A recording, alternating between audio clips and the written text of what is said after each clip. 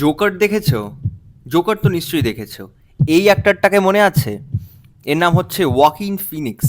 খুব ভয়ঙ্কর artist actually. সে heavy heavy cinema বানিয়েছে। আমি তোমাকে কয়েকটা সিনেমা দেখাচ্ছি। এই অ্যাক্টরটা একটা ভয়ঙ্কর কাজ করছে। এর একটা ডুপ্লিকেট আছে, তার নাম হচ্ছে মাইকেল স্টুলবার্গ। ওই ডুপ্লিকেটটা কিন্তু একটা অন্য মানুষ না, এই দুটো মানুষই সেম।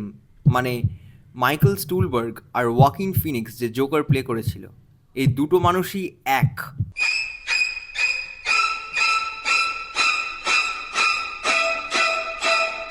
এটা কেন হচ্ছে? এটা করছে কারণ হচ্ছে তারা ফ্রি মেসন্স। এরা ডিফারেন্ট ডিফারেন্ট ক্যারেক্টার বানিয়ে ওরা ক্রেডিবিলিটি ক্রিয়েট করছে, যাতে না ওই ক্রেডিবিলিটি দিয়ে ওরা সোসাইটিকে গভর্ন করতে পারে, সোসাইটিকে মুভ করতে পারে, সোসাইটিকে ইনফ্লুয়েন্স করতে পারে।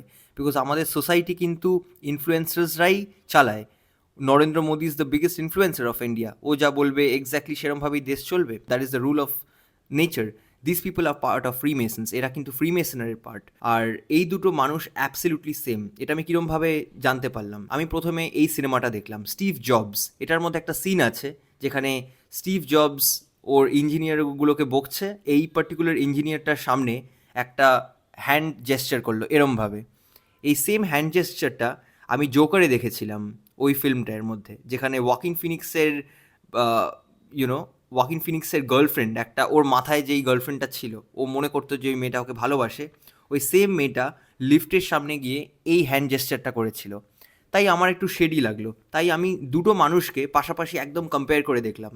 দেখা গেল যে এদের হাইট, এদের কথা বলার স্টাইল, এদের একদম ফিচার্স আর একদম সিমেট্রিগুলো 100% সিমিলার। এটা হতে কীরম করে পারে যে দুটো আলাদা আলাদা মানুষ সেম ইন্ডাস্ট্রিতে কাজ করে, কোয়েন্সিডেন্টলি সেম কাইন্ড অফ সিকোয়েন্স, অন্য ক্যারেক্টারগুলো একটা রোল প্লে করেছে। মানে স্টিভ জবসের ক্যারেক্টারটা এটা করলো, আর ওই জোকারের মধ্যে ওই মেয়েটার ক্যারেক্টারটাও সেম করলো। একটা coincidence of same kind of sequences. তা এতগুলো কোয়েন্সিডেন্সেস একসাথে লাইন আপ করতে পারে না ন্যাচারালি। তোমার পরের প্রশ্ন হবে হচ্ছে, ওয়াকিন ফিনিক্স যদি মাইকেল স্টুলবার্গ হয়, তাহলে ওর ক্লেফট লিপটার কী হলো? ওর একটা লিপের মধ্যে একটা এরকম একটা ডিফর্মিটি আছে। সো ওই ডিফর্মিটিটা কীরমভাবে ও হাইড করছে, বা ওরা কি তার মানে আলাদা আলাদা মানুষ? দেখো, আমার ভিউ হচ্ছে, this is my view, because আমি অবভিয়াসলি 100% সব কিছু ওরমভাবে জানতে পারি না। দিস পিপল, এই লোকগুলো কিন্তু ফ্যান্টাস্টিকভাবে ম্যাসকারেট করতে পারে। মানে কেউ কারোর বেহেরুপিয়া যেটাকে বলে আর কি, কেউ কারোর রূপ নিয়ে নিতে পারে একদম পারফেক্টলিভাবে, মানে কামিলিয়ানের মতন। আমি অবভিয়াসলি জানি যে একটা ওরা লেটেক্স মাস্ক পরছে, যেরকম আমি তোমাকে স্ক্রিনে দেখাতে পারি যে এরকমভাবেই কিন্তু অনেক আর্টিস্টরা মেকআপ না করে জাস্ট মাস্ক পরে নেয়, যাতে না it's easier to work with and easier to become a new character, because makeup করতে করতে তো ভোর হয়ে যাবে। সিমিলারলি এই ক্যারেক্টারটাও সেম। মাইকেল স্টুলবার্গকে আমি একটা সিনেমা, ওই সেম সিনেমাটার মধ্যে দেখছিলাম, যে একটা লো লাইটিং সিকোয়েন্সের মধ্যে ওর কিন্তু ক্লেফট চিনটা একটু একটু করে দেখা যাচ্ছে। দুটো আলাদা আলাদা মানুষ, একটা ক্লেফট লিপ ওরকম এক্স্যাক্টলি ওই সেম জায়গাটায় একটু শেডি লাগে, নাম্বার ওয়ান। নাম্বার টু হচ্ছে, এটাও হতে পারে যে নান অফ দিস পিপল, আমি জাস্ট হয়তো ভুল দেখছি এই লো লাইট সিকোয়েন্সেস, মানে মাইকেল স্টুলবার্গেরও না আর ওয়াকিন ফিনিক্সেরও কোনোই ক্লেফট চিন অ্যাকচুয়ালি নেই। ক্লেফট চিনটা ইটসেলফ একটা প্রস্থেটিক, যেটা পড়া হয়েছে মুখের মধ্যে, যাতে না ওদেরকে ডিফারেন্সিয়েট করা যায় যে একজনের ক্লেফট চিন আছে, একজনের তো অবভিয়াসলি ক্লেফট চিন নেই, তাই ওটা আলাদা আলাদা মানুষ। That's how the matrix works actually. এটাই হচ্ছে অল্টারনেটিভ রিয়ালিটি, এটাই আমরা বলি মায়া, বিকজ এটাকেই আমরা বেহেরুপিয়া বলি, এটাকে শেপ শিফটিং আমরা বলি, যে একটা মানুষ আর একটা মানুষ হয়ে যাচ্ছে।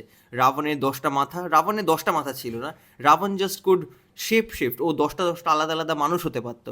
একটা করে ও সীতাকে কিডন্যাপ করতো, আর একটা করে অন্য কাউকে কিডন্যাপ করতো, এরকম ডিফারেন্ট ডিফারেন্ট রূপ করতো। সিমিলারলি এটা হাজার হাজার বছর ধরে আগে চলে আসছে, এখনও চলে আসছে। People do become different characters absolutely, just to control the world. একটা নারেটিভও প্লে করছে for the Freemasons. So and he is not the first one. ও প্রথম না যে এটা করছে, এরকম হাজার হাজার অ্যাক্টার্স আছে। অ্যাক্টার্স বলবো না, এরা basically person who are playing roles. একটা নর্মাল একটা অনামি আর্টিস্ট মানে অ্যাক্টর, যে প্লে করছে সেলিব্রিটি অ্যাক্টরের রোলকে।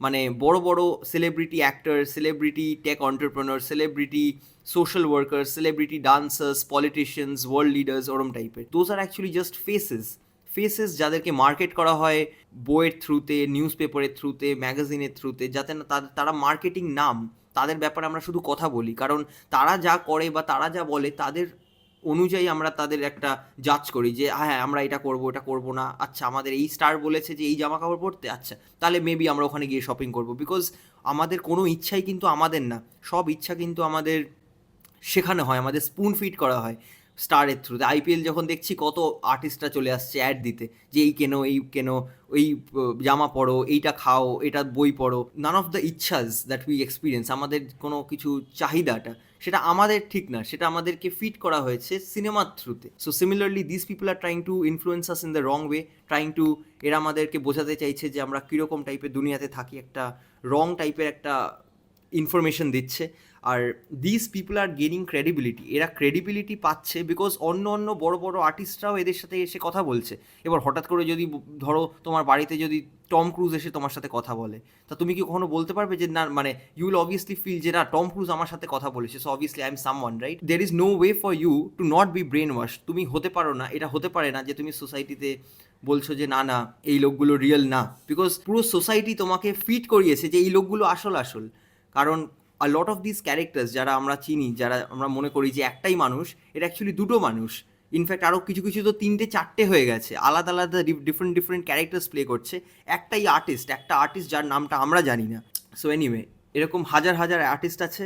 এটা আমাদের কাজ যে আমরা যেন মুভ না হই, বোকা বোকা নিউজ না পড়ে কে কোথায় ওয়ার হচ্ছে, ইরান, ইসরায়েল, ইন্ডিয়া, পাকিস্তান, এইসব বোকা বোকা সব ওয়ার আমাদের ফিট করা হচ্ছে যাতে না আমরা ভয় পাই, আমরা যাতে না ডিসিশন না নিতে পারি রিয়েল লাইফে।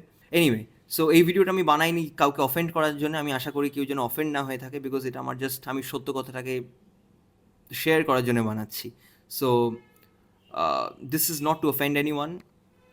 আর do yourself a favour, stop worshipping celebrity. Celebrity কোনো ফেমাস লোকজনকে ওয়ার্শিপ করা বন্ধ করো, তারা ভগবান না, তারা এক্সিস্ট করে আমাদের কন্ট্রোল করার জন্য। Not all obviously, like the 0.1% যাদেরকে আমরা সত্যি তাদেরকে নিয়ে আমরা কথা বলি, অবভিয়াসলি র্যান্ডম লোকজনকে নিয়ে তো আমরা কথা বলি না, যারা একদম বেস্ট 1% তাদেরকে নিয়েই আমরা বাড়িতে কথা বলি। সো ওটা করা বন্ধ করো। This people are not real people, this are just characters. এরা জাস্ট ক্যারেক্টার্স যাদেরকে নিউজ পেপাররা তাদের ব্যাপারে লেখে যাতে না আমরা কথা বলি, আর যাতে না দেশের, মানে that is how the country functions.